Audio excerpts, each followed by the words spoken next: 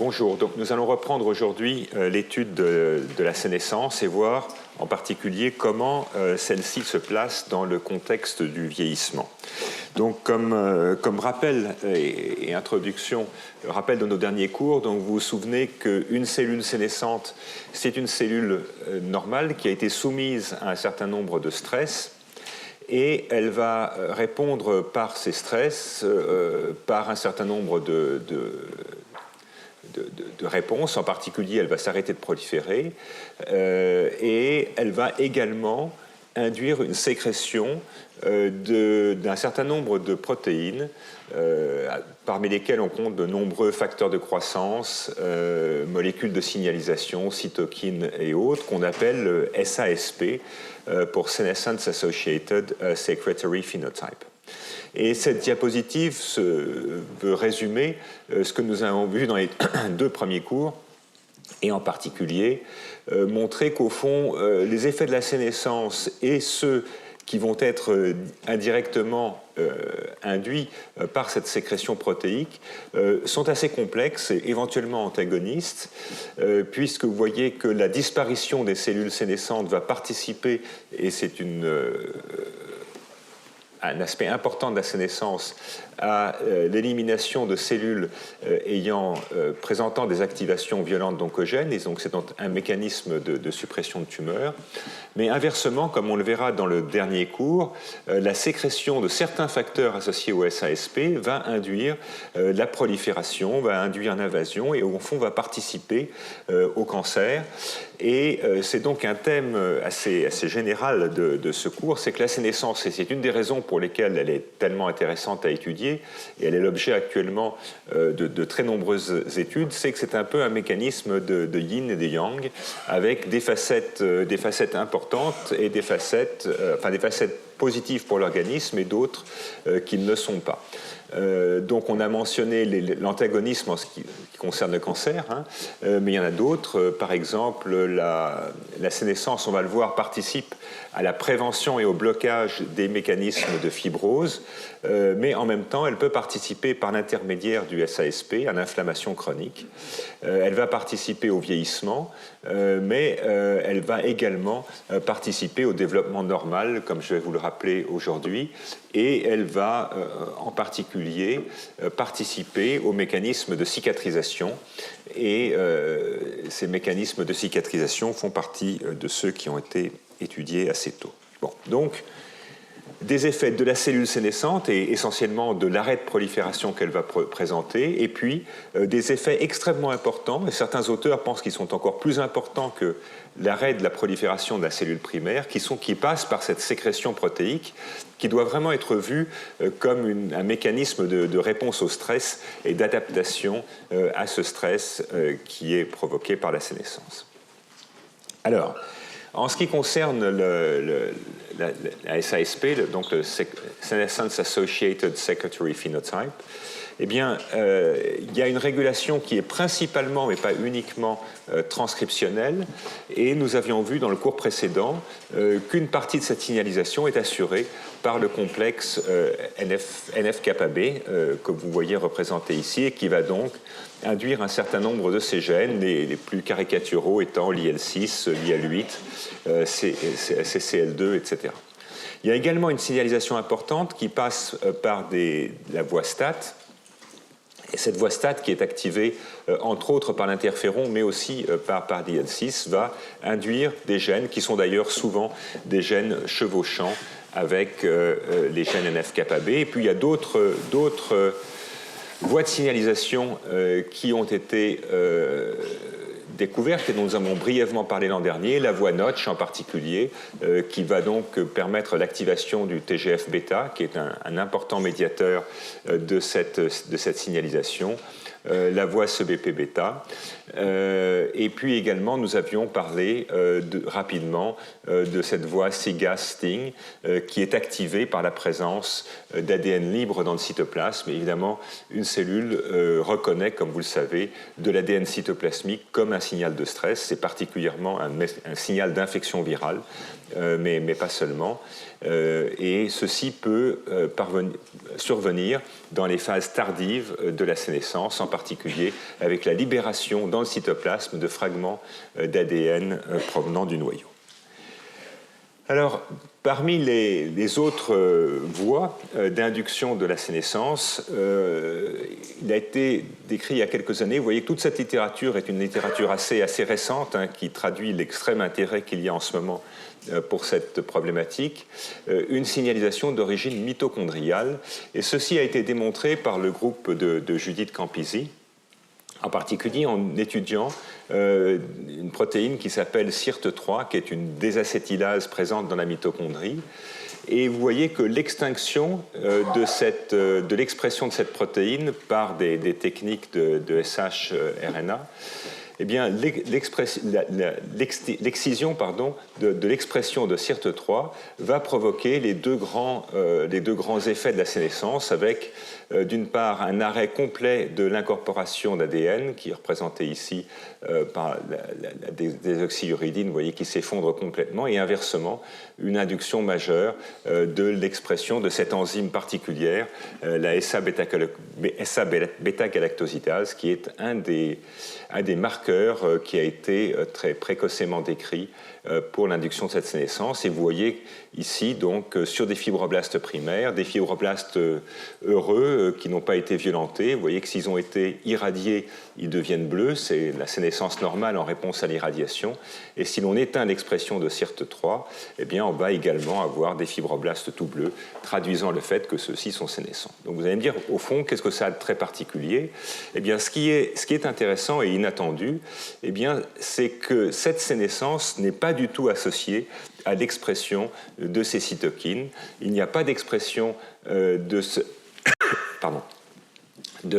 panel d'enzymes, et en particulier si on regarde l'IL6, qui est donc un des grands marqueurs de cette sécrétion de SASP, vous voyez qu'elle est fortement induite par l'irradiation, mais si l'on annule l'expression de ce gène, donc si on met en péril la mitochondrie, eh bien on n'a plus d'induction de cette interleukine 6, et ceci peut être montré pour l'ensemble des autres cytokines associées à l'expression de cette signature protéique de la sénescence. Vous voyez ici qu'on a une belle induction par l'irradiation de l'ensemble de ces protéines, et que si l'on annule l'expression de SIRT3, eh bien, on n'a plus aucune induction ni basale, ce qui est déjà une chose, ce qui veut dire qu'en présence de ces cellules sénescentes, on n'a pas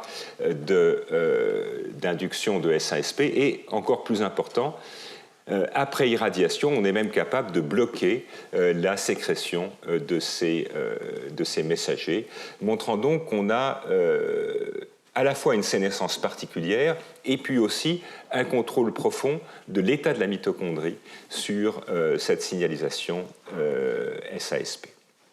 Et alors ceci n'est pas, on pourrait penser que c'est une bizarreté liée à l'expression de cette enzyme, cette désacétylase mitochondriale, mais en fait d'autres signaux sont capables de faire la même chose, et vous voyez ici que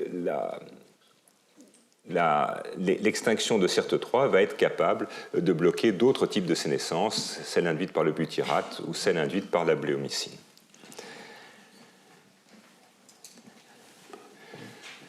Alors, est-ce que ceci ne touche que SIRT3 ou est-ce que c'est une propriété générale des défauts de la mitochondrie? Eh bien, c'est ce qui vous est représenté ici, avec au fond deux autres ou trois autres approches qui ont été utilisées par ces auteurs pour bloquer le métabolisme mitochondrial. Et donc on peut arriver à détruire les mitochondries, c'est ce qu'on appelle des cellules Rho0, c'est ce qui vous est représenté ici, en cultivant en fait ces cellules avec du bromure d'éthidium qui va casser l'ADN mitochondrial, mais on peut également bloquer le fonctionnement de la chaîne de transport des électrons, de la chaîne mitochondriale, avec de la rothénone ou de l'antimycine A. Et vous voyez que dans tous les cas, on va avoir de nouveau une induction de sénescence marquée par l'effondrement de la synthèse d'ADN et l'induction de cette activité bêta-galactosidase.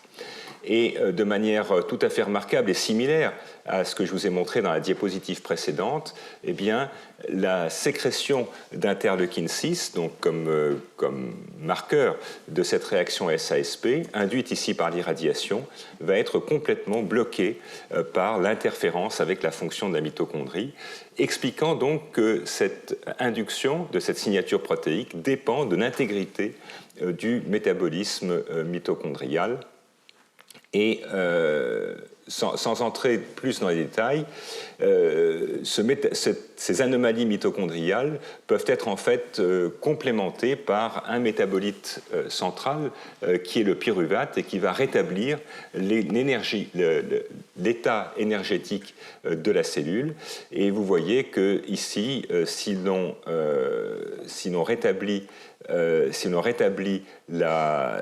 l'équilibre énergétique de la cellule en rajoutant du pyruvate, eh bien, on va annuler les signes de sénescence et surtout, on va maintenant permettre la réexpression de cette signature métabolique quand bien même la mitochondrie est altérée ici par l'absence de mitochondrie, même avec ces conditions dites de ρ 0.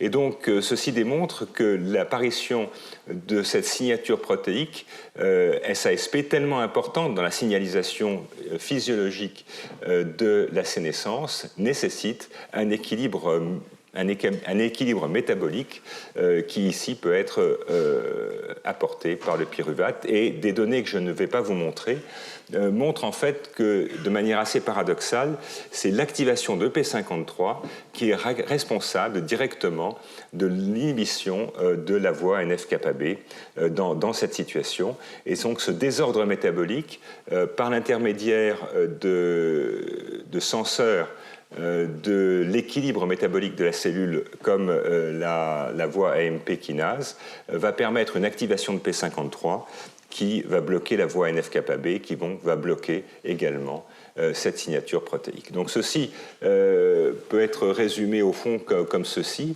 montrant la complexité, encore une fois, et la diversité de cette signature protéique de SASP. On a une cellule qui va être soumise à des stress, donc la voie classique, au fond, le stress génotoxique, l'irradiation par exemple, on va avoir tous les signes de sénescence et puis un sécrétome NF-κB dépendant, le SASP classique en quelque sorte. Et si maintenant on agresse la mitochondrie, soit en lui enlevant des enzymes essentielles, soit en bloquant sa fonction de transport des électrons, eh bien dans des conditions normales, on va avoir certes une sénescence, mais cette sénescence va avoir des caractéristiques très particulières, et en particulier, elle va avoir une faible abondance de ces complexes activateurs NF-κB qui vont se traduire par l'existence de ce SASP très particulier qui ne comprend pas en particulier l'IL1 et l'IL6. Et inversement, si on rétablit maintenant l'équilibre métabolique de la cellule en ajoutant du pyruvate, on va permettre à la cellule de fonctionner à nouveau. Elle va cette fois-ci retrouver sa prolifération et induire néanmoins ce stress métabolique et ce stress traduit par la présence du SASP. Alors, une autre caractéristique fondamentale des cellules sénescentes et qui les oppose bien sûr comme nous l'avons vu au départ, aux cellules apoptotiques, eh bien, c'est qu'elles sont extrêmement résistantes à l'apoptose. Et donc ces cellules stressées, ces cellules qui ne se divisent plus mais qui sont extrêmement actives au niveau métabolique, vont également être très résistantes à la mort cellulaire programmée. Et c'est pour ça qu'elles vont rester, qu'elles vont perdurer dans l'organisme. Je vous ai dit, dans certaines circonstances, on sait qu'elles peuvent perdurer des années. Et ceci est lié à une activation de gènes de la famille de BCL2, donc des protéines mitochondriales, qui vont bloquer les signaux de mort qui convergent sur la mitochondrie. Et il y a d'autres mécanismes qui ont été également élucidés, en particulier une augmentation de la traduction de ces gènes anti-apoptotiques appartenant à la famille BCL2. Et puis nous en toucherons un mot tout à fait à la fin de ce cours. Il y a également une séquestration de la protéine P53 qui va bloquer certaines des fonctions apoptotiques de P53. L'ensemble de ces mécanismes, et peut-être d'autres qui ne sont pas encore bien élucidés, faisant que ces cellules stressées ces cellules en arrêt de cycle, ces cellules qui métabolisent énormément, sont incapables de mourir et vont être capables de rester longtemps dans la cellule et donc d'envoyer ces signaux de stress pendant longtemps dans l'organisme. Donc, ces cellules sénescentes sont bien vivantes, elles résistent à la mort, mais elles peuvent être éliminées, et cette élimination va se faire avec l'aide du système immun. Et ceci est l'objet actuellement de recherches extrêmement nombreuses et extrêmement actives. Et dans certains cas, dans certains modèles, principalement chez la souris, on a pu caractériser les populations immunitaires qui vont être responsables de cette élimination des cellules sénescentes. Alors par exemple, pour des cellules cancéreuses, après qu'on ait induit la sénescence, par exemple par de la chimiothérapie, on y reviendra, eh bien, ce sont des neutrophiles, donc des granuleux, des cellules macrophagiques ou des cellules de type NK qui vont être recrutées très efficacement sur les lieux de ces cellules sénescentes et, dans certains cas, contribuent à l'élimination complète de ces cellules sénescentes. En ce qui concerne des hépatocytes pas encore totalement transformés, mais exprimant déjà certains oncogènes, eh bien la population cellulaire responsable de cette élimination a été caractérisée. Et là encore, on a des macrophages et des monocytes, et puis des lymphocytes du système CD4, les cellules T CD4, donc de l'immunité éducable, qui vont être responsables de l'élimination de ces cellules. Dans le cas des cellules hépatiques stellaires, en voie de sénescence, ce sont les cellules NK qui vont participer à cette éradication. Et une des questions qui est actuellement ouverte, une des grandes questions, c'est de savoir au fond, dans le vieillissement, qui va être le thème de la fin de ce cours, dans lequel on sait qu'il va y avoir une augmentation forte de la sénescence, quelles sont les cellules du système immunitaire qui sont responsables de cette élimination des cellules sénescentes, et aujourd'hui, on ne le sait pas. Donc, si on se place maintenant dans le contexte d'un organisme, comme je vous l'ai expliqué dans le dernier cours, il est maintenant tout à fait clair qu'au même titre que l'apoptose, la sénescence va participer au développement. Et donc, il existe des programmes qui sont des programmes de développement qui vont conduire à des réactions de sénescence et qui vont permettre le façonnage de certains des organes. Et donc, tous les tissus qui vous sont décrits ici, avec en particulier la formation des doigts, dans lesquels il y a une coopération entre l'apoptose et la sénescence, mais aussi les tissus dont on a parlé dans le dernier cours avec les sacs endolymphatiques dans l'oreille interne. Toutes ces structures vont au fond être sculptées, y compris le placenta d'ailleurs. Toutes ces structures vont être sculptées par des mécanismes de sénescence qui ne sont pas des sénescences de stress, mais qui sont des programmes de développement. Et ces programmes de développement vont donc permettre le développement harmonieux de l'embryon.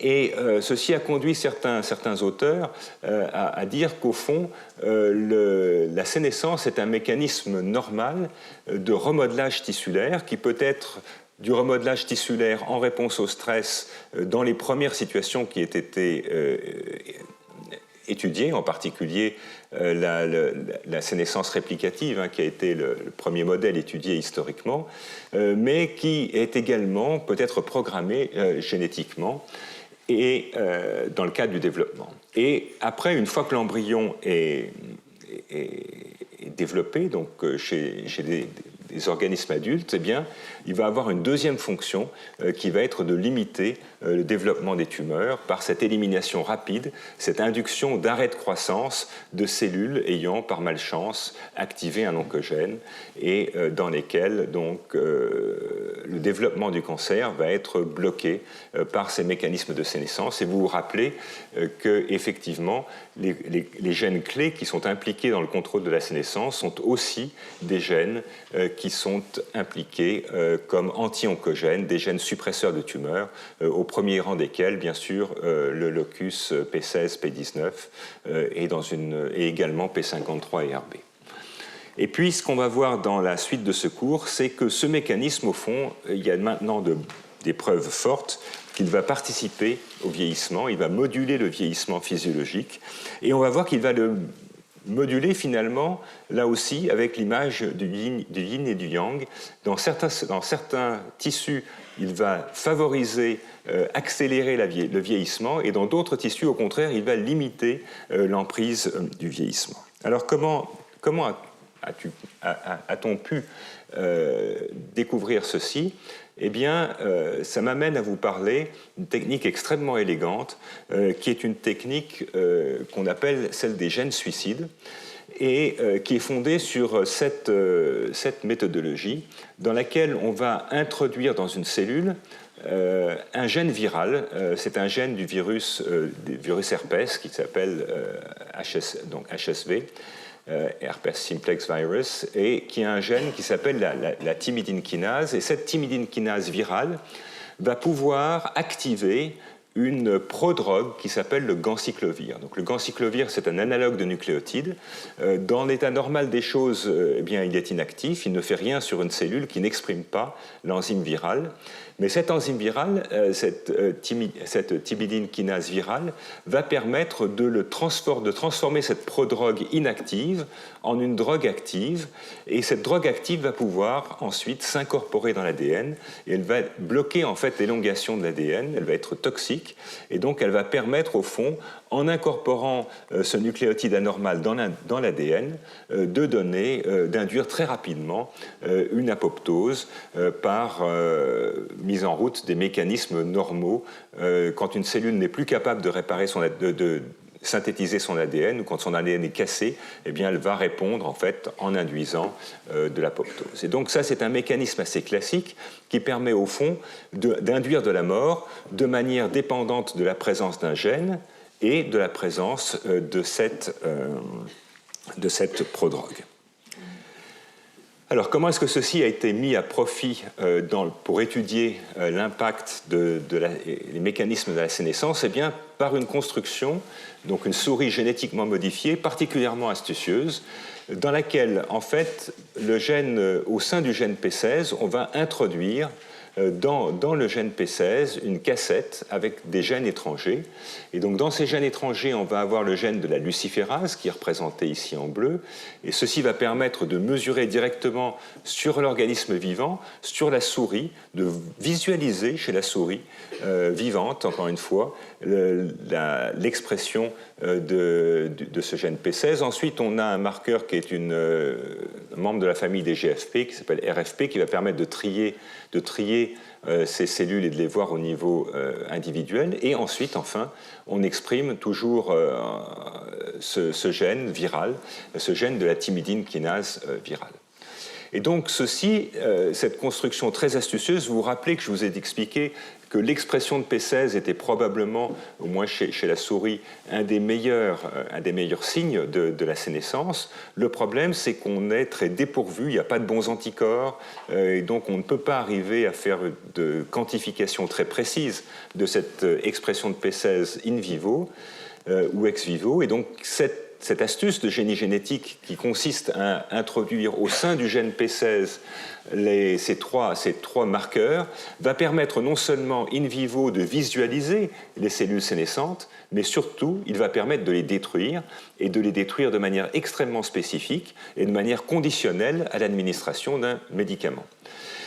Et donc, c'est cette technique, au fond, avec une variante que je vous présenterai un peu plus tard, qui a révolutionné l'étude de la sénescence in vivo et qui a permis vraiment, dans le contexte maintenant d'un organisme et non plus dans le contexte de cellules en culture, de comprendre où étaient ces cellules sénescentes, quels étaient leurs rôles et quelles étaient les conséquences de la sénescence pour le développement de la physiologie. Alors, quelques contrôles d'abord. Les contrôles sont importants, surtout dans des modèles un peu artificiels, dont on pourrait dire que c'est un peu bricolé et qu'on ne sait plus très bien ce que ça représente. Et donc, on va regarder ici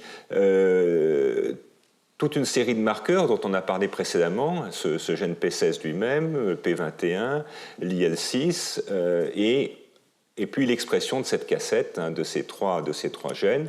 Et ce que vous voyez, c'est qu'au fond, la dépendance à la sénescence de tous ces marqueurs n'est pas changée par l'introduction de ces trois gènes. Quand les cellules sont sénescentes, eh bien, elles vont se mettre à exprimer P16, elles vont se mettre à exprimer P21, elles vont induire de manière extrêmement forte l'IL6, et elles vont également induire de manière extrêmement forte l'expression de cette cassette de ces trois gènes, ce qui vous est montré ici ex vivo aussi. Vous voyez que dans des conditions de sénescence, ces cellules vont devenir rouges, et elles vont devenir rouges pourquoi? Parce que le locus P16 va être activé et on va avoir maintenant une expression de cette protéine rouge qui peut être facilement mesurable dans ces cellules isolées. Et puis on peut faire la même chose chez l'animal, et dans des conditions de sénescence, vous voyez que la mesure de la luciférase, donc cette activité de ce gène symbolisé ici en bleu, explose quand la souris est soumise à des conditions de sénescence. Alors évidemment, maintenant, la question, c'est de savoir que va faire l'administration de la drogue et du ganciclovir. Et on commence donc par des expériences in vivo de mesures de luciférase. On irradie ces animaux. Vous voyez qu'au départ, il n'y a pratiquement pas de lumière visible chez ces animaux, encore une fois, qui sont vivants et intègres. Et si on irradie maintenant, quelques jours après l'irradiation, vous voyez qu'on voit apparaître de la lumière, ce qui traduit le fait que ce locus P16 a été activé et que donc un certain nombre de cellules, et à ce stade on ne sait pas qui sont-elles, vont exprimer de la lumière, traduisant donc le fait que le rayonnement les a rendues sénescentes. Et de manière tout à fait remarquable, mais attendue, vous voyez que la co-administration de ganciclovir va conduire à une diminution extrêmement forte de cette lumière.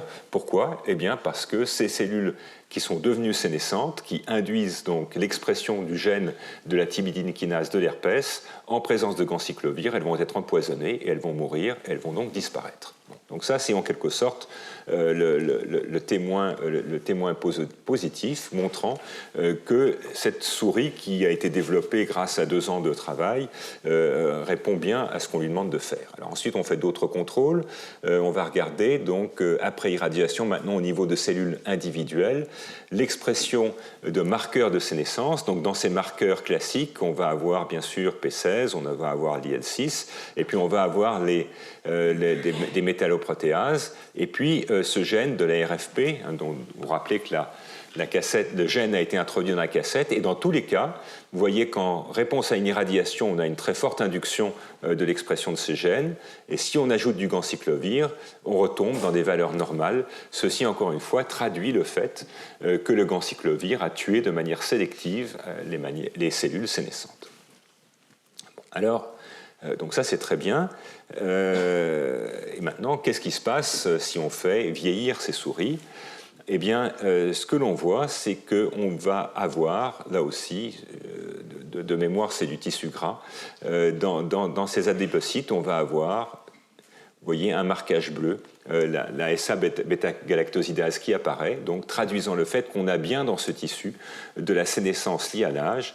Et si on co-administre maintenant à ces vieilles souris du ganciclovir, vous voyez que ces cellules sénescentes ont disparu.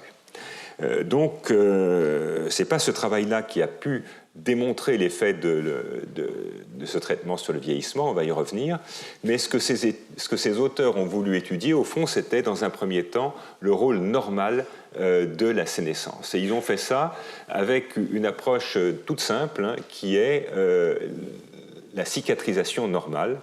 Je vous ai dit qu'il y avait une importance de cette signalisation sénescente, probablement par le SASP, dans des phénomènes normaux comme la cicatrisation. Et donc, tout simplement, ces auteurs ont coupé un petit morceau de peau chez la souris et ils ont laissé le processus normal de cicatrisation s'effectuer. Et dans un premier temps, ils ont regardé ce qui se passait à l'endroit où on a coupé un petit peu de peau. Et ce que vous voyez, c'est une massive induction de la luminescence, traduisant donc au niveau du point de coupure l'existence d'une réaction de sénescence. Et cette réaction de sénescence est transitoire et elle va ensuite disparaître quand la cicatrisation est terminée. Et bien sûr, l'administration de ganciclovir en même temps que la lésion va bien sûr bloquer cette vague de sénescence au niveau du point de lésion. Et donc, les auteurs ont pu ensuite mesurer de manière objective la vitesse de cicatrisation, la vitesse à laquelle la peau va se reformer.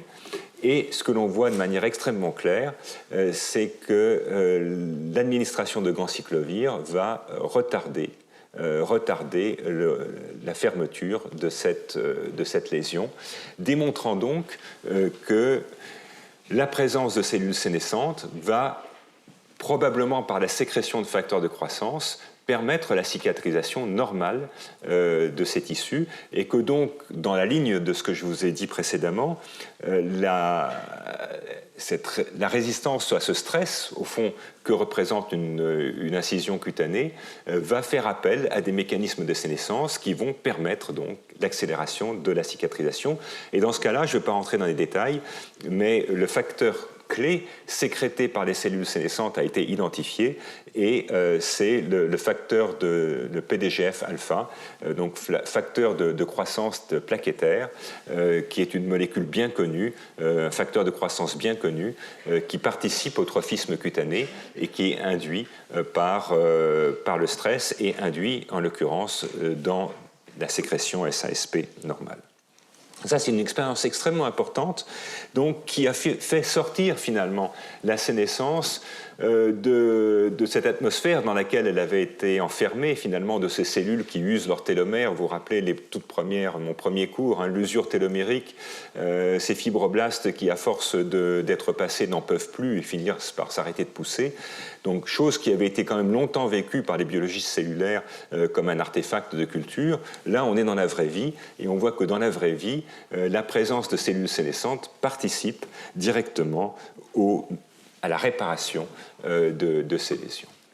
Et donc, j'insiste sur l'élégance et la puissance de ce modèle d'excision cellulaire. On va en voir de nombreux autres exemples dans ce cours.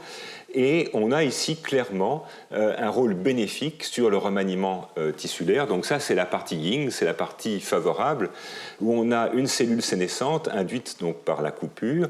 On va avoir une exposition transitoire à des facteurs de croissance par le SASP, qui va faciliter en fait une reprogrammation cellulaire, favoriser l'apparition de cellules qui vont avoir des caractéristiques de cellules souches. Et ces cellules ayant des caractéristiques de cellules souches vont permettre une réparation accélérée de la lésion et la cicatrisation dans des conditions optimales.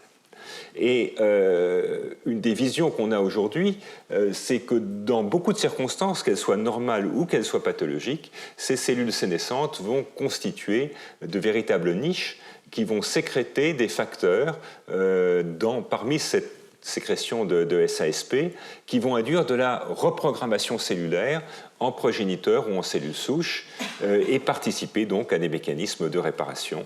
Et ça, c'est évidemment le bon côté de la chose. Et ça a des implications majeures en physiologie comme en pathologie. Bon.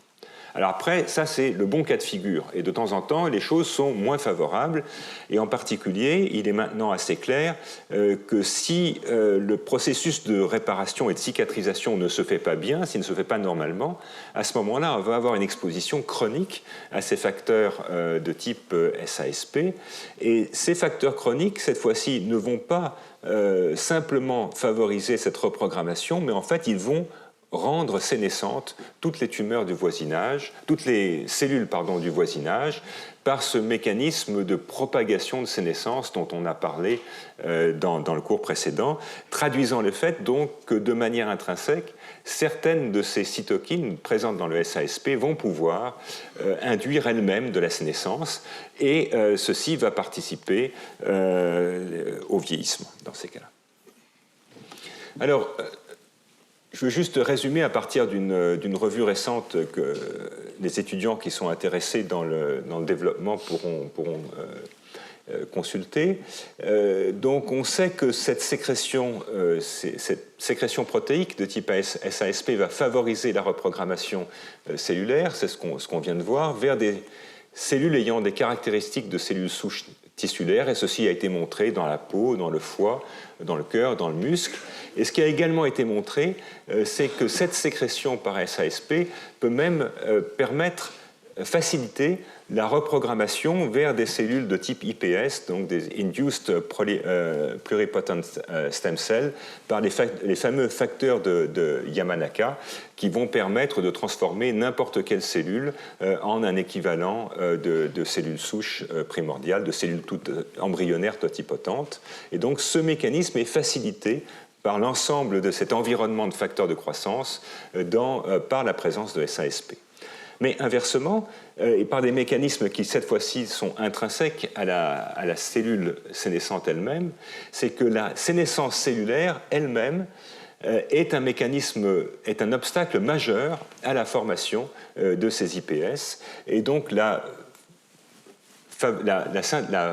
reprogrammation en cellules souches primordiales par les facteurs de Yamanaka est en fait en grande partie bloquée par nos compères habituels, par P53, P16 et P21. Et effectivement, des travaux d'il y a quelques années ont montré qu'en l'absence de P53, en l'absence de P16, en l'absence de P21, la reprogrammation vers des cellules souches totipotentes est grandement favorisée, et démontrant donc en cela que la sénescence va être une barrière intrinsèque à la cellule, à la reprogrammation. Et on va voir dans le dernier cours, lundi prochain, qu'en fait, on va voir un peu la même chose pour la SASP dans le domaine des tumeurs et des cancers. Et cette sécrétion de facteurs de croissance va permettre de favoriser l'évolution et la résistance au traitement de certains cancers, en reprogrammant finalement certaines cellules cancéreuses en cellules ayant des caractéristiques de cellules souches, soulignant le fait que le cancer peut être lui-même conçu comme une reprogrammation cellulaire. Alors, pour continuer sur la physiologie, donc on a vu que l'induction de la sénescence participe à la plasticité cellulaire et à la régénération. C'est ce qui vous est représenté ici. Ça, c'est le bon cas de figure. Il y a des cellules lésées, une irradiation par exemple. On va avoir un certain nombre de cellules sénescentes. Ces cellules sénescentes vont sécréter des cytokines, c'est le SASP. On va avoir un recrutement de cellules immunes. Ici, on vous a représenté des macrophages et des lymphocytes CD4.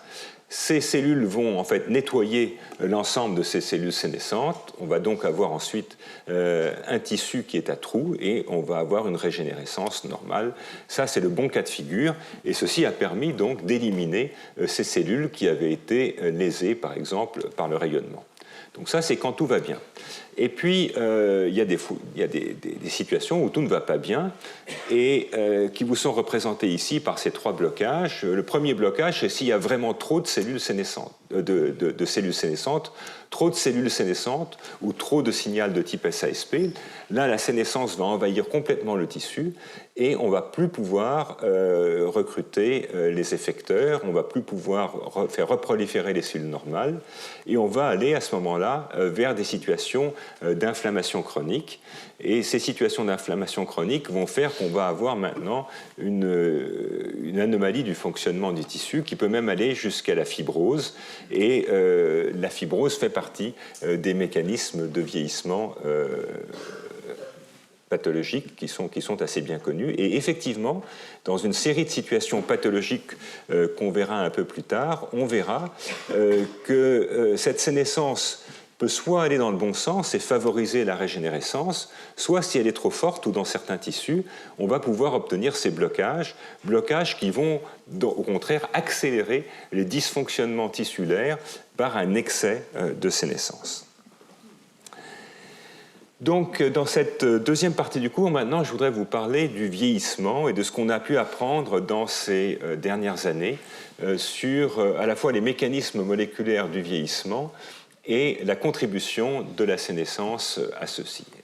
Donc ça, c'est une revue publiée entre autres par Guido Krömer dans Cell il y a quelques années, faisant un état des lieux de quelles sont les causes du vieillissement au niveau moléculaire. Et donc vous voyez qu'on trouve toute une série d'anomalies, des anomalies génomiques, de la des mutations par exemple, des anomalies télomériques dont on a déjà parlé, des anomalies épigénétiques, donc de contrôle de l'information qui entoure l'information génétique par des modifications de l'ADN, des méthylations par exemple, ou des modifications des histones. Chose importante dont on reparlera, c'est la dégradation des protéines, et on sait que cette dégradation des protéines est altérée avec le vieillissement, des anomalies métaboliques qui sont liées assez souvent à des anomalies de la mitochondrie, et puis la sénescence, sénescence qui est représentée ici par une feuille qui est en train de se faner, parce que c'est le même mécanisme qui va permettre la chute des feuilles. Et enfin, l'épuisement des cellules souches, avec en particulier la perte de l'autorenouvellement de ces cellules souches, on en reparlera, et puis d'une manière plus générale, des défauts dans les communications intercellulaires. Et donc, ce qui frappe tout à fait, ce qui saute aux yeux, c'est au fond l'assez grande similitude entre ces mécanismes moléculaires du vieillissement et les mécanismes moléculaires du cancer. Alors évidemment, les choses sont extrêmement connues pour les anomalies génétiques, les anomalies épigénétiques, les liens avec la mitochondrie. Il faut dire également que dans le vieillissement physiologique, on a des effets souvent combinés de toutes ces anomalies à la fois qui vont donc précipiter les cascades de vieillissement. Donc, cette revue détaille tous les différents types de lésions à l'ADN, lésions à l'ADN qui vont donc précipiter le vieillissement. On a déjà parlé des télomères, mais tous les autres types, des mutations ponctuelles, des cassures double brin, des erreurs de ségrégation chromosomique, la liaison covalente entre les deux brins d'ADN, des aduits, des anomalies de base. Tous ces types de modifications de l'ADN vont être impliqués dans le développement, dans le vieillissement d'une part, mais aussi dans le développement des cancers. Et effectivement, ceci est illustré par le fait que beaucoup de ces maladies de réparation à l'ADN, dont beaucoup sont liées à des modifications génétiques, essentiellement des pertes des enzymes de réparation de l'ADN, des pertes de ces enzymes, un équipement enzymatique très complet et très complexe qui va permettre la sauvegarde de l'intégrité de l'ADN, eh bien, beaucoup de ces maladies de réparation de l'ADN sont en fait aussi des modèles de progéria, c'est-à-dire des modèles de vieillissement accéléré. Et donc, ces maladies dans lesquelles l'ADN n'est pas réparé de manière normale vont, dans beaucoup de cas, conduire à un vieillissement accéléré. Et puis on retrouve également, ce qui vous est représenté ici, dans le cancer comme dans le vieillissement, un relâchement épigénétique, c'est-à-dire que ces marques épigénétiques qui vont en grande partie déterminer l'identité cellulaire, eh bien, cette identité cellulaire va être relâchée du fait de l'existence d'un bruit transcriptionnel ou la régulation extrêmement étroite de la transcription qui fait que dans une cellule A, c'est un ensemble très particulier de gènes qui va être exprimé, qui ne sera pas le même que dans la cellule B. Eh bien, avec le vieillissement, comme avec le cancer, on va avoir un relâchement du flou qui va apparaître dans ces patrons extrêmement précis d'expression des gènes. Et ce bruit transcriptionnel, on a également des anomalies d'épissage, vont participer à cette perte d'identité cellulaire qui est l'une des caractéristiques du vieillissement et qui est également très souvent observée dans les cancers. Alors un autre mécanisme qui est important dans le vieillissement et probablement aussi dans le cancer, c'est au fond cette capacité à gérer des protéines qui sont anormales. Et la gestion de ces protéines anormales, d'abord, elles vont être soit le reflet d'un stress oxydant, soit d'un choc thermique, soit de stress au sein du réticulum endoplasmique dans lequel ces protéines sont synthétisées. Et ceci va conduire à des protéines qui ont perdu leur repliement normal, qui ont perdu donc leur fonction. Et cette perte du repliement normal et de cette fonction va conduire à des protéines qui vont avoir une capacité à s'agréger et à former donc des agrégats qui vont empoisonner la cellule. Et ceci est particulièrement bien connu dans les neurones et c'est une des bases d'un certain nombre de maladies neurodégénératives. Et donc, ce qui vous est représenté ici, cette agrégation va conduire au vieillissement. Cette agrégation est probablement particulièrement importante dans des cellules qui n'entrent pas en mitose, parce qu'au moment de la mitose, on a une possibilité de faire un grand ménage, si j'ose dire, on a une possibilité de digérer un peu tout ce qui traîne, mais pour des cellules qui ne se divisent pas, eh bien, cette agrégation protéique est un problème majeur, et normalement, donc, cette agrégation protéique peut être prise en charge par des systèmes de chaperone qui vont donc reconfigurer la protéine pour qu'elle trouve sa fonction normale. Et puis, quand on ne peut pas reconfigurer, eh bien, on a toujours la solution de facilité. Et la solution de facilité, c'est de dégrader ces protéines. Et cette dégradation peut être assurée par le protéasome, par l'intermédiaire du système de marquage par l'ubiquitine, dont on a parlé dans les cours précédents, ou par un mécanisme plus récemment découvert, qui est l'autophagie, qui va permettre, par différents mécanismes, de digérer ces agrégats et donc de purifier la cellule de ces protéines mal formées.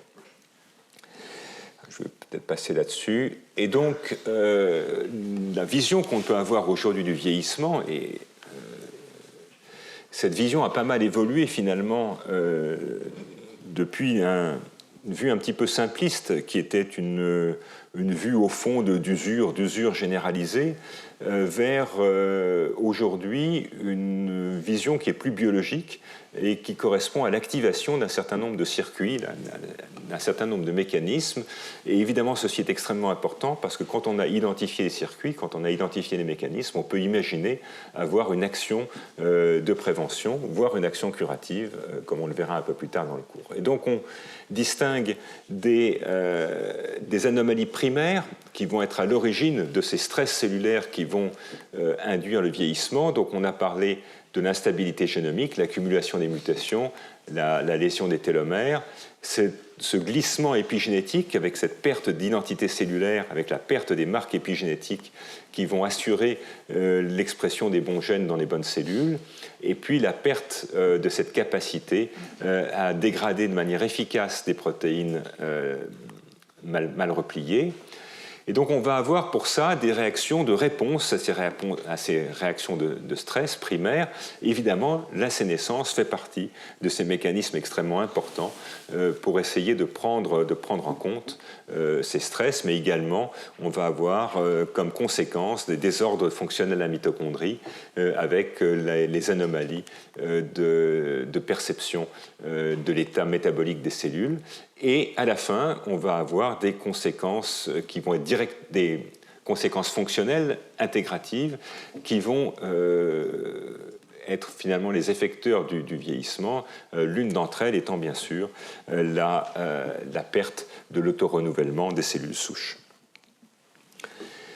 Alors la bonne nouvelle, et c'est ce que cette revue se proposait d'illustrer, c'est qu'évidemment, ayant compris ces mécanismes, eh bien, on peut trouver des parades en quelque sorte, et certaines de ces parades sont déjà en cours d'étude, et en particulier, ça va être l'objet d'une partie de la fin du cours, eh bien, on a des moyens maintenant pour éliminer ces cellules sénescentes, et l'élimination de ces cellules sénescentes pourrait en théorie, et vous verrez qu'au moins dans des modèles animaux c'est le cas, avoir des conséquences bénéfiques sur le vieillissement au niveau de l'organisme. On peut également avoir d'autres stratégies, comme des stratégies de remplacement de cellules souches, de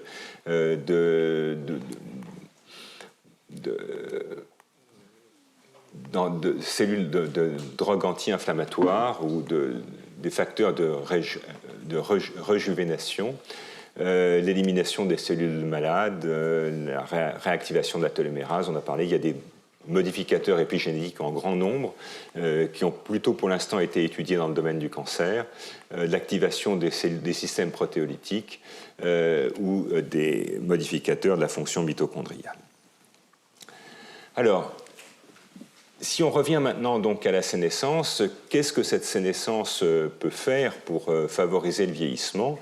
Eh bien, elle peut faire des tas de choses. Elle peut, par exemple, favoriser la création de bouchons avec les plaques d'athérosclérose. Elle peut induire la perte de certaines cellules souches et donc induire la perte de certains linéages cellulaires. Elle peut occuper des niches de cellules souches, et on sait que l'occupation de ces niches de cellules souches par des cellules sénescentes va profondément perturber l'autorenouvellement et la prolifération de ces cellules souches. Elle peut avoir un effet direct paracrine de propagation de sénescence par continuité au sein d'un tissu. Et puis, comme je l'ai dit à plusieurs reprises, ces facteurs de type SASP peuvent passer pour certains dans la circulation générale. Et donc on peut imaginer, et il y a des indications que ceci peut être le cas, qu'un tout petit groupe de cellules sénescentes, au fond, empoisonne l'organisme en libérant des facteurs qui vont avoir des effets prosénescents à distance, et que donc on puisse avoir des effets en transe, finalement, qui sont tout à fait comparables à ce qui est bien connu dans le domaine du cancer, ce qu'on appelle des syndromes paranéoplasiques, dans lesquels une cellule cancéreuse, parfois un tout petit groupe de cellules cancéreuses, va sécréter des hormones qui vont profondément modifier et perturber l'homéostasie de tout l'organisme. Donc, comme je vous l'ai dit à plusieurs reprises déjà, la sénescence, c'est à la fois le yin et le yang. Et on va voir, grâce à l'étude de ces modèles de souris, que la sénescence, bien sûr, protège du cancer. Elle protège aussi de l'athérosclérose, elle protège de la cirrhose hépatique, des cicatrices kéloïdes, de la sclérose glomérulaire, limite les conséquences de l'infarctus. En revanche, elle aggrave fortement la fibrose pulmonaire, et ça c'est très important, en particulier dans les insuffisances pulmonaires liées au tabac. Elle va donc favoriser et aggraver l'insuffisance respiratoire, elle va aggraver l'obésité, aggraver le diabète et leurs conséquences qui sont les syndromes métaboliques. Alors, vous me dire comment est-ce que ça a été démontré? Pour l'instant, ça a été démontré principalement chez la souris et on va voir comment. Et donc, chez l'homme, pour l'instant, ça reste essentiellement, à peut-être une exception près sur laquelle je reviendrai tout à l'heure, des analyses qui sont corrélatives. Alors, quel est ce deuxième modèle donc, qui a été une véritable révolution dans l'étude de la sénescence qui a été publiée dans Nature il y a 8 ans? Eh bien, ça ressemble beaucoup au modèle précédent. En fait, on est toujours dans le promoteur du gène P16. Donc, au sein de ce gène P16, marqueur essentiel, universel, clé de la sénescence, on va introduire une cassette qui ressemble par certains côtés à la précédente. On a en particulier une GFP, donc les cellules sénescentes vont pouvoir être fluorescentes. Et puis, on a un système avec une caspase, qui est une enzyme qui va favoriser et activer directement les cascades de mort, les cascades de protéases qui vont conduire à la mort cellulaire, qui sont couplées à un domaine de dimérisation, qui s'appelle le FKBP. Et vous voyez que quand on rajoute là cette petite molécule qui est représentée ici en bleu, qui répond à ce doux nom sans intérêt, eh bien, vous voyez qu'on va induire la dimérisation de cette construction et cette fois-ci, le dimère est actif et on va avoir une caspase active qui va directement induire la propagation en quelques minutes de signaux de mort. Et donc, on va avoir une relation absolument directe entre la présence de cette drogue, de ce médicament et la mort de cellules qui expriment cette construction et donc pour lesquelles P16 était actif. Donc très schématiquement, c'est un peu la même histoire que dans le modèle précédent. On a une souris recombinante et quand on donne ce médicament, on va détruire de manière extrêmement sélective et extrêmement efficace et extrêmement rapide toutes les cellules sénescentes. Donc c'est un modèle de gène suicide conditionnel à la présence de cette molécule. Et donc, dans un premier temps, les auteurs ont travaillé sur un modèle de vieillissement accéléré, donc un modèle où, évidemment, ils étaient intéressés par le vieillissement, ils voulaient savoir ce que faisait la sénescence lors du vieillissement, et pour aller plus vite, parce qu'ils étaient pressés, ils ont donc pris une souris qui vieillissait beaucoup plus vite qu'une souris normale, ce qui leur a permis de sortir leur papier 2 ans avant les autres. Et donc, dans un premier temps, ils vérifient que tout se passe bien, et en gros, tout se passe bien, c'est-à-dire que dans les cellules qui expriment P16 en réponse au vieillissement, donc l'allèle qui donne le vieillissement, il est représenté ici par ces doubles lettres H et H, et donc quand on est dans le génotype HH, vous voyez qu'on a dans des tissus donnés très forte expression de P16, très forte expression également de le GFP et très forte expression de cette fusion FKBP-caspase. Donc tout va bien, ça veut dire qu'effectivement on a bien un contrôle de l'expression de ce gène suicide par la sénescence spontanée, dans ce cas-là liée au vieillissement. Et donc ça, c'est la figure fondamentale de ce papier. D'abord, ils ont travaillé sur ce qui était facile. Ils ont donc pris des cellules hématopoïétiques auxquelles on a donné une hormone qui est connue pour les faire vieillir. Et donc, vous voyez qu'elles deviennent toutes bleues, elles deviennent toutes sénescentes. Et si on traite maintenant avec le médicament, le produit chimique AP, eh bien, vous voyez qu'on n'a plus que des cellules blanches parce que toutes les cellules qui étaient sénescentes ont disparu. Mais le plus important, c'est qu'ils ont regardé dans cette souche HH qui vieillit du fait d'un défaut de réparation de l'ADN. Vous voyez que les souris vieillissent vite. Et une des caractéristiques du vieillissement chez la souris, c'est l'apparition de cette syphose dorsale qui traduit en fait, comme chez les hommes, l'effondrement des disques intervertébraux et donc la torsion de la colonne vertébrale. Donc ça, c'est un signe typique de vieillissement. Et vous voyez qu'en l'absence du produit AP, elles ont malheureusement des signes extrêmement clairs de cette syphose dorsale. Et en revanche, quand elles ont été soumises à l'activation de cette voie qui va détruire les cellules sénescentes, eh bien, vous voyez qu'elles ont un profil quasiment normal. Et ceci a été quantifié dans ces courbes, au fond, qui permettent de quantifier l'apparition de ces signes de vieillissement. Et vous voyez qu'ils apparaissent extrêmement rapidement lorsque les cellules sénescentes sont présentes, et si on induit l'excision, la mort de ces cellules sénescentes, eh bien, ils vont apparaître, mais avec une beaucoup moins grande prévalence, et puis beaucoup plus tard. Donc ça, c'était une première démonstration extrêmement forte qu'au moins, sur ce signe-là, sur la syphose dorsale, l'élimination des cellules sénescentes allait avoir un effet bénéfique sur ce signe de vieillissement. Et puis ils ont fait d'autres mesures, cette fois-ci sans rentrer dans les détails, sur des caractéristiques des fibres musculaires. Des fibres musculaires vieillissantes vont avoir un certain nombre de caractéristiques, et ces caractéristiques, en fait, disparaissent si l'on induit l'élimination de ces cellules sénescentes. Bon. Alors, c'était évidemment des résultats qui ont été très bien accueillis par la communauté scientifique, qui étaient extrêmement probants, qui impliquaient pour la première fois dans la sénescence physiologique, cette fois-ci, mais dans un modèle de vieillissement lié à des anomalies de réparation de l'ADN. Et donc on pouvait dire qu'au fond, c'était un système artificiel et que dans la vraie vie, ce n'était pas comme ça.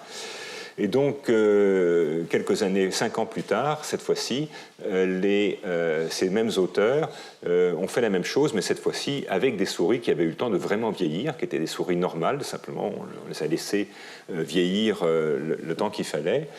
Et ce que l'on voit, ça c'est sur de la graisse inguinale, eh bien, on voit qu'avec un test de bêta-gal, donc elles sont toutes bleues, la graisse est entièrement sénescente. Et vous voyez que lorsque l'on a traité avec l'inducteur de la dimérisation, la graisse n'est plus que marginalement bleue, donc on a éliminé ces cellules sénescentes. Et on élimine ces cellules sénescentes et on va éliminer, eh bien, vous voyez, tous nos marqueurs habituels de la sénescence. Et donc, ces marqueurs habituels de la sénescence ne sont présents que dans les cellules qui sont GFP+, et donc on a bien un marquage de la sénescence spontanée, cette fois-ci dans un modèle de vieillissement naturel, par cette construction physiologique. Et voilà donc la diapo clé probablement de ce papier qui va montrer la mortalité par cancer. Et vous voyez cette fois-ci que dans ce modèle de vieillissement, la mortalité par cancer est retardée. Et on a une augmentation de 25% dans ce modèle-là de la survie sans cancer, traduisant donc le fait que la sénescence dans cette souche de souris participe au développement de cancers spontanés. Alors, c'était évidemment des résultats tout à fait spectaculaires, et comme toujours, quand on fait de la génétique de la souris, on peut toujours imaginer que ceci est lié à une souche particulière, et donc j'imagine que les relecteurs leur ont demandé de faire la même chose dans un autre fond génétique, et donc ils ont tout recommencé dans un autre fond génétique, et ils trouvent encore la même chose, que là aussi dans un fond génétique Black 6 maintenant, on a un retard de l'apparition des tumeurs liées à l'élimination de ces cellules sénescentes, et donc ceci démontré de manière cette fois-ci très forte et dans un modèle naturel avec deux fonds génétiques différents, donc avec un niveau de preuve qui est beaucoup plus élevé encore, que la sénescence spontanée, cette fois-ci, participe au développement des tumeurs. Ils ont regardé aussi autre chose qui a été important, c'est là, pour ceux d'entre vous qui ont un peu de culture physiologique, sont les glomérules rénaux, donc c'est l'unité de filtration du rein. Et cette unité de filtration du rein, on sait qu'elle est extrêmement sensible à la sénescence, et on sait qu'elle s'abîme avec l'âge, et elle s'abîme avec l'âge par des réactions de sénescence, et c'est ce que vous voyez ici. À la fin, c'est tellement fibreux que ça ne fonctionne plus. Pour prendre une image un peu triviale, on peut dire que le filtre est bouché, et donc il ne fonctionne plus. Et donc, si l'on traite maintenant avec cet inducteur d'élimination des cellules sénescentes, eh bien, on a une amélioration très nette de l'état de ces glomérules, et on a un effet contre la glomérulosclérose qui va se traduire par une fonction rénale qui va être améliorée. Donc ça, c'était deux preuves extrêmement importantes, mais je vous ai mis un mot de prudence. Ça ne signifie pas à ce stade que le vieillissement passe par la sécrétion de SASP. Ça veut dire simplement que les cellules sénescentes, intrinsèquement, c'est pas bon, et que quand on les élimine, on va diminuer les cancers et on va améliorer la fonction rénale, mais à ce stade, on n'avait pas encore de mécanisme. Et puis, plus récemment, une très bonne nouvelle pour nous tous, eh bien, c'est qu'on peut aussi bloquer le vieillissement cérébral. Donc ça a été publié l'an dernier, toujours dans Nature, toujours le même modèle. Et sans rentrer dans les détails, on a une diminution de l'atrophie avec l'âge de certaines couches neuronales. Et surtout, si l'on élimine les cellules sénescentes dans le cerveau, eh bien, on va avoir une amélioration d'un certain nombre de fonctions, de comportement de ces souris. Donc on va bloquer cette fois-ci des anomalies du comportement qui sont liées à la sénescence cérébrale, et probablement par une amélioration du fonctionnement de ces neurones, traduisant donc le fait que chez la souris, et là encore dans un modèle qui est raisonnablement propre, si j'ose dire, la sénescence va accélérer le vieillissement cérébral, et donc une thérapeutique antisénescente est favorable pour la préservation du cerveau. Alors ça, c'est tiré toujours d'une revue récente dans Journal of Cell Biology, montrant au fond, résumant pour les différents tissus, qu'est-ce qu'on sait. Donc ça, c'est l'état de l'art en début de cette année. Et on sait que, par exemple, dans le glaucome, il y a des marqueurs de sénescence. Pour la fibrose pulmonaire idiopathique, donc qui est une situation dans laquelle le poumon fonctionne mal et dont on sait qu'elle est fortement aggravée par le tabagisme. On sait qu'il y a aussi des marqueurs de sénescence, et on sait que c'est amélioré par des sénolytiques. Même chose pour l'athérosclérose. Le foie et la cirrhose hépatique ont été extrêmement étudiés, et donc là on sait qu'on a des marqueurs de sénescence, on sait que ça dépend de P16 et de P53, et on sait que c'est également modifié par les sénolytiques. Et puis on a déjà parlé de la glomérulosclérose, pour laquelle il y a effectivement une amélioration par des traitements sénolytiques. Et la perte musculaire, ce qu'on appelle la sarcopénie, également répond à ces mêmes mécanismes et va expliquer la perte musculaire, qui est un signe classique du vieillissement. Donc ça veut dire qu'on a une implication de la sénescence là-dedans, mais encore, yin et yang, cette implication, elle peut être de différentes natures. Et elle peut être, en gros, la sénescence peut être favorable ou défavorable. Et c'est ce qui vous est représenté ici. Et donc, ce qui est bleu, ce sont les situations où la sénescence est plutôt favorable. Donc, en fait, la sénescence va bloquer ce mécanisme pathologique. Et ce qui est au contraire en orangé, ce sont les situations dans lesquelles la sénescence va emballer, accélérer le mécanisme et contribuer donc à l'aggravation de ces mécanismes. mécanisme. Et ceci vous explique tout de suite eh bien, qu'une thérapeutique antisénescente, il faut faire un peu attention, parce qu'on va pouvoir améliorer certaines choses, mais peut-être en aggraver d'autres. Et donc, il va falloir bien réfléchir pour savoir comment est-ce qu'il faut appliquer ce genre de choses. Ça va être plus compliqué que la pilule universelle pour rajeunir, hein, avec le risque d'aggraver donc certaines lésions.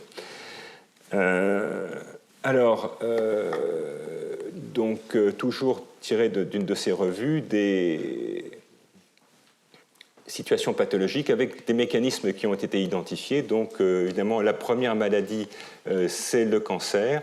Et clairement, dans le cancer, la sénescence va limiter l'incidence des cancers. Elle va diminuer l'incidence des cancers.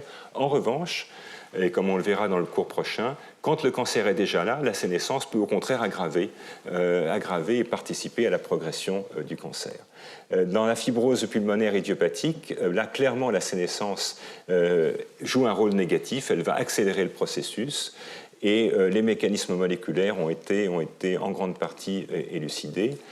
Dans la fibrose du foie, donc la cirrhose, en fait, là, la sénescence, au contraire, va limiter l'étendue de la cirrhose, et ça a été bien étudié par des modèles animaux, et on connaît certains des acteurs qui sont responsables de ce mécanisme. Dans la fibrose rénale également, là aussi, on sait que c'est un mécanisme bénéfique, donc qui va limiter la sénescence, va limiter l'étendue de la fibrose rénale, et donc ceci, je vais passer là-dessus. Alors, donc, l'idée aujourd'hui qu'on se fait de cette sénescence et du vieillissement, c'est que la sénescence serait favorable dans un premier temps, car elle va bloquer l'incidence des cancers. Et vous savez que d'un point de vue évolutif, tout ce qui compte pour l'évolution, c'est la reproduction. Et donc ne sont sélectionnés par l'évolution que les traits qui vont permettre une reproduction plus jeune, plus facile ou plus efficace. Tout ce qui se passe après l'âge de la reproduction n'est pas sélectionné par l'évolution. Et donc la vue un petit peu finaliste qu'on a, c'est que ces mécanismes de sénescence ont participé à la protection, au fond, des individus jusqu'à l'âge de la reproduction, en bloquant l'incidence des cancers, mais qu'ensuite, ils vont participer au vieillissement. Alors néanmoins, cette espèce d'antagonisme simple entre effet anticancéreux et effet pro-vieillissement a été un peu remis en question par des études très élégantes dans lesquelles on a rajouté simplement des copies du gène P53 normal et ou du gène P19 normal. Et on s'est aperçu, là, chez ces souris génétiquement modifiées, que là, on arrivait à gagner sur les deux tableaux, c'est-à-dire qu'on arrivait à la fois à diminuer l'incidence des tumeurs et aussi à diminuer le vieillissement. Donc, au fond, d'avoir une super P53 avec 3 copies au lieu de 2 et d'avoir également plus de copies du gène ARF, dont vous vous rappelez qu'il contrôle lui-même directement P53, eh bien, ça va permettre, chez la souris, encore une fois, d'être à la fois résistant au cancer et résistant, dans une certaine mesure, au vieillissement. Alors, chez l'homme, et ça c'est important, parce que là maintenant on est vraiment sur des données humaines, eh bien, on connaît un certain nombre de polymorphismes génétiques. Donc ces polymorphismes qui font que nous sommes tous différents, eh bien, c'est des polymorphismes dans la région justement du gène ARF et du gène P16, donc dans le locus CDKN2A, eh bien, on connaît plusieurs polymorphismes qui sont très fortement associés au diabète et à l'athérosclérose. Et vous rappelez qu'ils étaient également très fortement associés au développement des mélanomes. Et donc ça, c'est une indication extrêmement forte que la régulation fine de ces gènes va participer au développement des diabètes et va participer au développement de l'athérosclérose. Et cette fois-ci, ça, c'est dans la vraie vie. C'est dans la vraie vie dans des populations humaines. Et ceci m'amène à vous parler d'un phénomène qui est connu en anglais sous le nom de inflamm aging, et c'est bien sûr la contraction de inflammation et vieillissement, et qui traduit une situation qui est bien connue dans le vieillissement, où on va avoir une inflammation de tissus en l'absence de causes infectieuses, en l'absence d'autres causes, que finalement le vieillissement. Et cet inflammation aging est probablement un reflet de la sénescence liée au vieillissement naturel. Et évidemment, ceci représente probablement une des illustrations de cette sénescence non spontanément résolutive dont je vous parlais un peu plus haut. Alors, dernier élément qui complique encore un peu le tableau, c'est que les cellules immunes elles-mêmes peuvent devenir sénescentes. Et donc, il y a des discussions encore au sein de la communauté scientifique pour savoir si l'accumulation des cellules sénescentes qu'on va voir avec l'âge, est-ce que ça traduit, comme je viens de vous l'expliquer, l'augmentation du stress, des télomères, des lésions de l'ADN qui n'ont pas pu être résolues, les ROS, avec ce cercle vicieux, au fond, où la cellule sénescente va sécréter ces facteurs SASP qui vont faire encore plus de sénescence autour. Ça, c'est le modèle que je vous ai exposé jusqu'à présent. Mais on sait que les cellules immunes elles-mêmes deviennent sénescentes. Et donc, certains pensent, et c'est peut-être vrai dans certaines situations, que la diminution de ces cellules immunes, la diminution de leur nombre, la diminution de leur efficacité, va participer à ce défaut d'élimination des cellules immunes, peut-être autant que l'augmentation chronique du stress, et que donc c'est peut-être dans le déficit de ces cellules immunitaires qu'il faut rechercher certains des signes, l'origine de l'augmentation de ces signes de sénescence avec l'âge. Alors,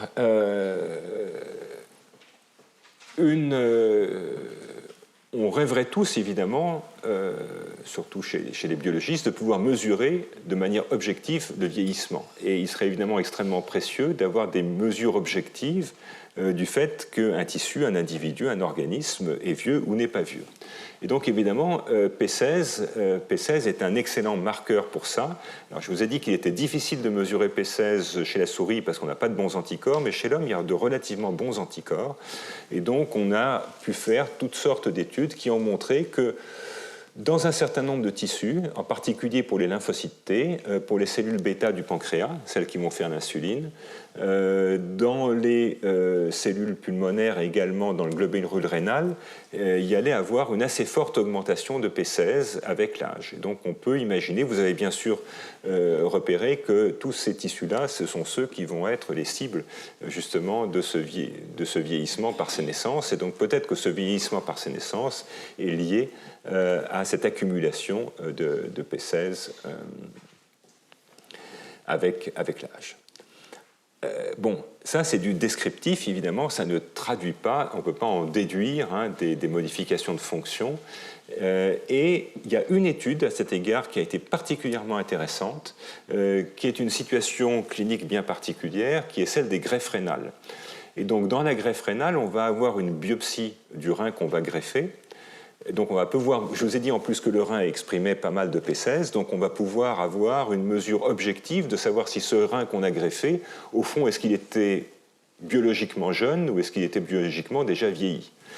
Et des études qui ont été publiées il y a quelques années ont montré qu'au fond, l'expression de P16 dans les greffons rénaux était un excellent prédicteur de la survie de ces reins à long terme. Et donc là, on avait probablement dans l'exemple du rein, un vrai marqueur objectif de vieillissement, et que donc un rein greffé qui a déjà beaucoup de P16, il va durer beaucoup moins longtemps, en gros, qu'un rein qui en a moins. Ceci donc traduisant dans cette cellule, dans cet organe, avec le glomérule dont je vous ai dit qu'il exprimait beaucoup de P16, le fait qu'il est possible d'avoir des mesures objectives de vieillissement et de corréler donc ces mesures objectives de vieillissement au devenir, finalement, au vieillissement spontané. Alors évidemment, dans ce modèle, on a non seulement un tissu qui est susceptible au vieillissement, mais on a en plus des conditions qui vont favoriser ce vieillissement, puisque quand on fait une greffe de rein, on va avoir une ischémie, ce qu'on appelle une ischémie-reperfusion, donc on va en fait asphyxier transitoirement le rein avant de le regreffer, et évidemment, ça c'est un formidable signal de sénescence. Donc on a déjà un tissu qui est sensible à la sénescence, et en plus on va lui redonner par-dessus tout des signaux prosénescents, et enfin dans les greffes rénales, il y a également un relatif déficit immunitaire qui est maintenu par le traitement pour permettre la tolérance de ce rein greffé. Et donc non seulement on a un stress qui va favoriser la sénescence, mais en plus on va diminuer le contrôle de ces cellules sénescentes par l'organisme. Alors, des travaux toujours de l'équipe de Judith Campisi ont montré récemment un article extrêmement important, qu'en dehors du vieillissement physiologique, la sénescence était impliquée dans un certain nombre d'effets secondaires des traitements. Et finalement, on s'aperçoit aujourd'hui que les traitements anticancéreux en général, et la chimiothérapie en particulier, sont des inducteurs de sénescence dans le tissu cancéreux, aussi bien que dans les tissus normaux. Et donc, ces travaux ont permis de suggérer d'abord que certains des effets thérapeutiques, par exemple de la chimiothérapie, vont passer par une induction rapide de sénescence des cellules malignes, celle-ci étant d'ailleurs souvent couplée à de la différenciation, qui était l'objet de mon cours l'an dernier. Et donc on est, en quelques années, au fond, passé d'une situation où l'on pensait, il y a une dizaine d'années, que l'effet de la chimiothérapie, l'effet de la radiothérapie allait passer essentiellement par l'apoptose, c'est-à-dire par la mort immédiate des cellules cancéreuses. Et aujourd'hui, on est beaucoup plus mesuré et on pense que peut-être que l'élimination très rapide de la tumeur, la fonte tumorale qu'on voit au début du traitement dépend certainement de l'apoptose, mais que par contre, l'effet à long terme, et éventuellement donc la guérison, va passer peut-être plutôt par de la sénescence que par de l'apoptose, qui évidemment est une raison majeure pour s'intéresser aux mécanismes moléculaires mis en route. Donc peut-être que l'effet thérapeutique à long terme va passer par la sénescence, mais ce qui est apparu assez clairement, c'est que les effets secondaires du traitement, les effets secondaires de la chimiothérapie, les effets secondaires de la radiothérapie, eux, semblent passer par des effets systémiques, c'est-à-dire des effets sur les cellules normales, et que l'effet du traitement sur les cellules normales serait responsable d'un certain nombre de complications typiques de la chimiothérapie ou de la radiothérapie, comme la fatigue, comme l'inflammation, et que ceci pourrait passer par le biais de sécrétion de facteurs de type SASP, et que donc, au fond, ces effets secondaires traduiraient l'effet prosénescent sur des cellules normales de ces médicaments. Et ceci, évidemment, est extrêmement important parce que ça ouvre à ce moment-là des perspectives thérapeutiques pour essayer de les bloquer, avec toujours la difficulté qu'au fond, il faudrait bloquer ces effets sur les cellules normales sans pour autant les bloquer sur les cellules cancéreuses, puisque là, on a au fond le même mécanisme moléculaire qui est probablement responsable de l'effet thérapeutique comme des effets secondaires. Et donc voilà ces travaux publiés il y a 2 ans dans Cancer Discovery, donc là qui vont s'intéresser aux tissus normaux. Ce que je vous représente là, ça n'est pas du tout ce qui se passe sur la tumeur. Et donc vous voyez qu'un médicament anticancéreux classique, qui est la doxorubicine, largement utilisé dans les leucémies ou dans les cancers du sein, eh bien, va induire tous les signes de sénescence, effondrement de la synthèse d'ADN, activation de l'ASA bêta-galactosidase, activation de la SASP, vous voyez tous les facteurs, l'interleukine 1, l'interleukine 6, toutes les métalloprotéases comme la métalloprotéase de type 9, etc. Tout cela sont très fortement induits dans les cellules normales en réponse au traitement par la doxorubicine. Et effectivement, avec toujours cette astuce de la souris qui exprime la luciférase, vous voyez que le traitement à la doxorubicine de la souris va faire apparaître des cellules sénescentes un peu partout chez cette souris qui ne porte pas de tumeur. Donc ce sont des cellules normales qui vont se mettre à devenir sénescentes. Et on a les marqueurs habituels de l'expression de P16 qui va augmenter dans tous les tissus. Et donc, Bien sûr, c'est là où ces auteurs ont réutilisé le système de la thymidine kinase de l'herpès et la suppression de ces effets. Et vous voyez que quand on va traiter avec le ganciclovir, eh bien, on va perdre ou annuler la plupart de ces effets pro-sénescents. Et donc, on va détruire ces cellules normales qui étaient devenues sénescentes. Et sans rentrer dans les détails, on va permettre de récupérer un certain nombre de critères de fonctionnalité des cellules normales. Alors, par exemple, la capacité des cellules souches hématopoïétiques à donner des clones, qui augmentent fortement lorsque l'on traite au ganciclovir, mais également des facteurs plus directement mesurables, comme la capacité à courir, la capacité à se saisir d'un objet. Et tous ces facteurs-là, qui traduisent probablement, qui sont un reflet de cette fatigue qui est observée après traitement par chimiothérapie, eh bien, vous voyez qu'ils sont améliorés. Ils ne reviennent pas complètement à zéro, mais ils sont clairement améliorés en réponse à l'élimination des cellules sénescentes, suggérant donc que cette sénescence liée au traitement, elle est le reflet, ces signes secondaires liés au traitement sont les reflets de la sénescence de ces cellules normales. Et donc, ceci a conduit à proposer un certain nombre de modèles qui résument un peu tout ce que je vous ai dit.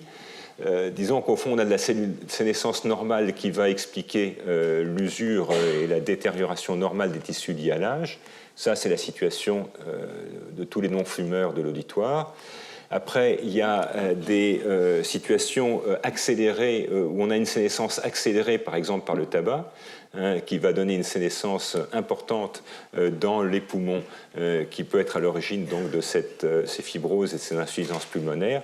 Donc, traduisant en plus de l'usure, une sénescence augmentée au niveau de l'exposition aux toxiques, et puis des situations pathologiques avec du traitement, par exemple la chimiothérapie qui là va conduire à une usure au fond prématurée d'un certain nombre de tissus, puisque là on va avoir des dégâts aussi bien dans les tissus normaux, et puis tout à fait à la fin la situation de la transplantation rénale dans laquelle ce rein greffé aura été soumis à des stress au moment de la greffe, stress ischémique, et en plus d'existence d'un système humain qui est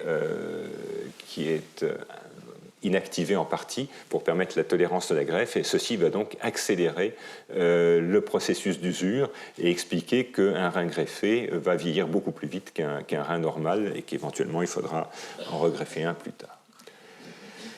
Alors, pour avancer et peut-être conclure, alors tout ça, ça nous explique que c'est important. C'est important, c'est déjà bien, mais est-ce qu'on peut faire quelque chose ? Eh bien, une piste de recherche extrêmement active et extrêmement compétitive depuis 4 ou 5 ans, c'est ce qu'on appelle au fond la sénothérapie. Puisque maintenant, il est clair que ces cellules sénescentes sont des cellules qui font vieillir, est-ce qu'il y a un moyen de les éliminer ? Est-ce qu'il y a un moyen de les éliminer spécifiquement ? Alors le premier moyen, évidemment, c'est le plus simple, c'est d'éviter qu'elles apparaissent. Alors, on peut éviter le DNA damage, on peut essayer. L'usure télomérique, c'est un peu plus difficile. Les stress protéolytiques, c'est encore plus difficile. Donc on a ensuite, en pensant qu'il y a une contribution importante de la signalisation SASP, essayer de trouver des agents qui vont bloquer cette signalisation SASP. Et donc, potentiellement, on peut imaginer des agents qui bloquent, comme des anticorps qui bloquent l'interleukinin, ou des molécules qui bloquent l'activation de NF-κB et P38, ou encore des agents qu'on connaît comme la rapamycine qui vont bloquer la traduction spécifique augmentée de ces facteurs SASP. Mais au fond, l'essentiel des efforts apportés sur des stratégies, et on va voir qu'on en connaît maintenant quelques-unes, qui permettent de tuer de manière relativement sélective et relativement efficace ces cellules sénescentes, donc ce qu'on appelle les sénolytiques. Et donc, il y a soit des molécules qui vont intervenir directement sur des des cascades nécessaires à la survie, soit, et ça c'est pour l'instant plus encore en développement, des molécules comme des anticorps par exemple, qui vont augmenter la reconnaissance par le système humain et au fond rendre ces cellules plus facilement reconnues par le système humain et qui vont aider à la clairance de ces cellules par le système humain.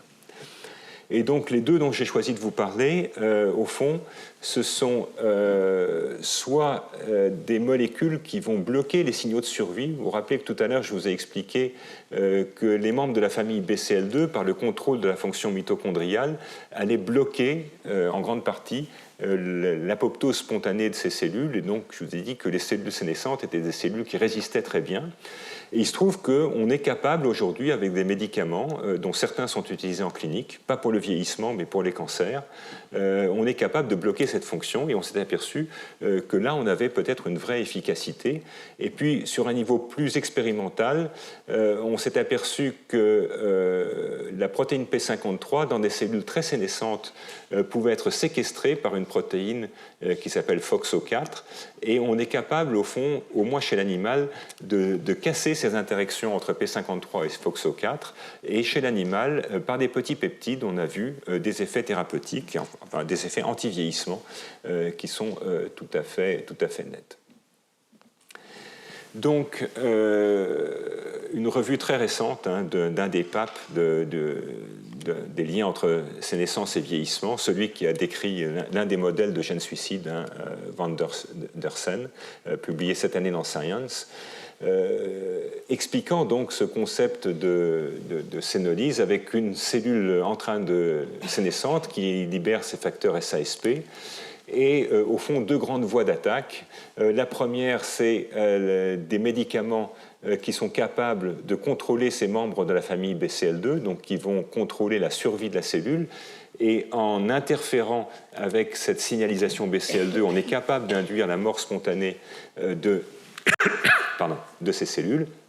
Et puis également d'autres médicaments dont je ne parlerai pas, qui sont capables, dans ces cellules sénescentes, de réactiver la voie P53 et de faire que P53 ne se contente plus d'être un inducteur de sénescence, mais va directement induire la mort.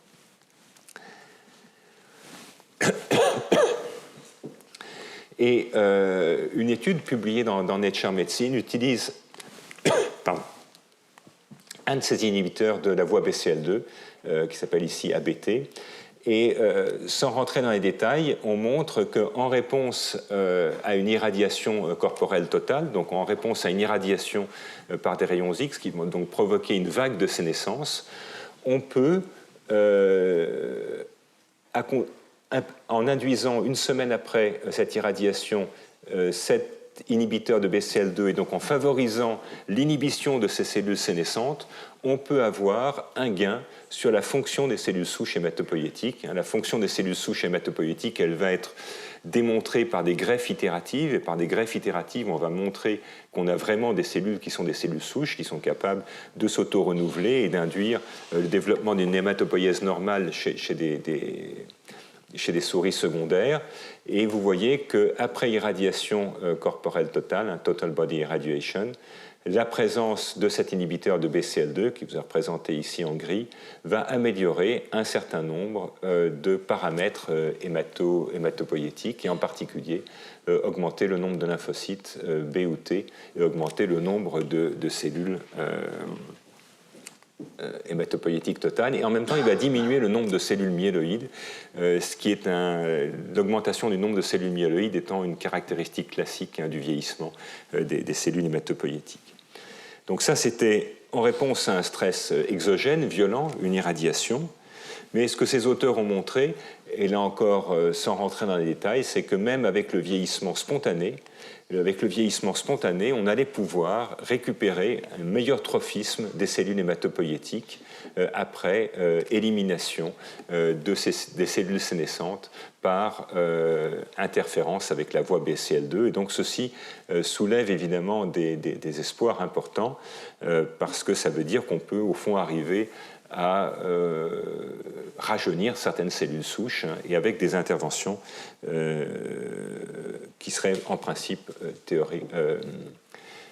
utilisables chez l'homme. Alors, ces anti-BCL2 vont participer au ciblage des cellules sénescentes. Alors, à vrai dire, les choses sont particulièrement avancées dans le traitement de certains cancers, on en parlera dans le prochain cours, où des stratégies thérapeutiques ont été proposées il y a quelques années, c'est assez récent, avec une combinaison finalement de petites doses de chimiothérapie qui vont induire de la sénescence et sur lesquelles ensuite on rajoute un anti-BCL2 qui va aller éliminer les cellules sénescentes. Et ceci a déjà donné des résultats cliniques encourageants dans certaines leucémies. On en parlera. Mais on peut imaginer que ce type de stratégie anti-BCL2 pourrait avoir des applications dans de nombreuses pathologies en améliorant finalement la fonction des cellules souches par une espèce de processus de rajeunissement des cellules souches par des infusions régulières de ces anti-BCL2. Alors, ceci dit, ce n'est pas une drogue miracle et il y a un problème pour l'instant non résolu qui est qu'on a un problème sur la production de plaquettes et pour des raisons qui sont au fond assez facilement compréhensibles, c'est qu'en fait les mégakaryocytes qui vont former les plaquettes vont présenter un certain nombre de signes de sénescence. Ce sont des cellules qui sont en différenciation terminale, qui vont avoir un certain nombre de signes de sénescence et évidemment, donc, quand on met cet anti-BCL2, on va avoir un effet d'élimination de ces mégakaryocytes et donc on va avoir des problèmes de plaquettes. Alors pour finir, donc ça, c'est des choses qui sont assez avancées et qui sont déjà utilisées, hein, pas pour le vieillissement, mais au moins pour le cancer chez l'homme. Une autre piste, publiée dans Cell il y a 2 ans, ce sont ces interactions entre P53, donc acteur essentiel hein, du vieillissement et de la sénescence, qui peut être séquestré par cette protéine qui s'appelle FOXO4 dans certaines circonstances de cellules sénescentes. Et donc ce que ces auteurs ont mis au point, c'est un petit peptide qui vous est représenté là comme ce ressort. Et ce petit peptide, en fait, va mimer la zone de contact entre FOXO4 et P53 et va donc permettre de séparer ces 2 protéines. Et ce faisant, il va permettre à P53 d'aller jouer un rôle apoptotique qui, dans ce cas-là, passe par les mitochondries. Et ce que ces auteurs ont pu montrer de manière assez claire, c'est qu'on avait, au fond, des signes chez la souris de rajeunissement avec ce peptide, signes de rajeunissement qui vous sont représentés ici par des poils qui redeviennent noirs et un rein qui se remet à fonctionner, ceci traduisant donc l'élimination des cellules sénescentes. Donc juste quelques-unes des données primaires. Hein. Ceci vous représente donc la sénescence induite par la doxorubicine, toujours dans ces mêmes modèles. Donc les cellules normales devenues sénescentes vont donner de la lumière. Et si on traite la souris avec ce petit peptide, vous voyez qu'on a une forte diminution de la sénescence induite donc par la déséquestration de FOXO4 et de P53. Et sur toute une série de critères, des enzymes hépatiques, des dommages au foie, des dommages au rein, à la sécrétion d'IL6. Donc tous ces signes de réponse à la chimiothérapie, de réponse prosénescente à la chimiothérapie, in vivo, dans la vraie vie, mais au moins la vraie vie de la souris, sont diminués par l'expression de ce peptide. Et voilà la photo qui doit nous donner de l'espoir à tous. C'est cette souris vieillie. Alors donc cette fois-ci, là, c'est dans un modèle de vieillissement accéléré. Hein. Ce sont des souris avec des mutations, l'équivalent de la mutation Xeroderma pigmentosum chez l'homme. Et vous voyez qu'elle va retrouver des poils, elle va retrouver des signes objectifs de vieillissement qui vont disparaître avec l'administration de ce peptide. Vous avez également une forte diminution de l'expression des cellules sénescentes par ce peptide dans ce modèle de vieillissement lié à l'anomalie d'un gène de réparation de l'ADN. Et puis l'administration du peptide va permettre de retrouver de la force musculaire, c'est ce qui vous est représenté ici. La distance parcourue va être fortement augmentée en présence du peptide et d'autres paramètres neurologiques ou musculaires vont être améliorés, montrant donc qu'au fond, cette déséquestration de P53, dans la vraie vie, au moins la vraie vie de cette souris ayant ce syndrome de vieillissement prématuré, va être au moins transitoirement améliorée. Voilà, pour finir, donc j'espère vous avoir convaincu que la sénescence joue un rôle important dans le vieillissement, mais que ceci doit être vu de manière assez tissu spécifique, hein, avec des aspects favorables et des aspects négatifs suivant les tissus. Et au fond, l'importance physiologique de ces réactions de sénescence nous oblige à relire toute une partie de la physiologie et de la physiopathologie, en particulier de la physiopathologie du cancer, sous des angles nouveaux.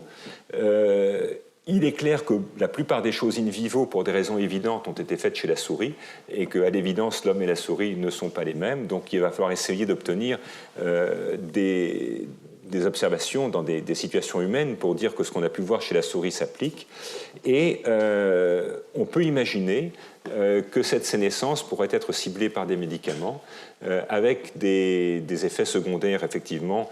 On l'a vu par exemple sur la production de plaquettes, des effets secondaires éventuellement aussi sur la cicatrisation. On s'attend à ce qu'en présence de traitements antisénescents, la cicatrisation va être moins efficace, mais on peut imaginer à moyen terme une pharmacologie de cette sénescence qui ait des applications, pas seulement dans le traitement des cancers, mais peut-être dans le traitement du vieillissement. Et on verra donc dans mon dernier cours, lundi prochain, voir comment est-ce qu'on a pu, depuis 5 ans, finalement, relire l'histoire naturelle du cancer, relire l'histoire des relations entre la tumeur et le stroma, relire l'effet du traitement à la lumière de cette sénescence et comment est-ce que ça donne des idées nouvelles pour le traitement. Merci beaucoup.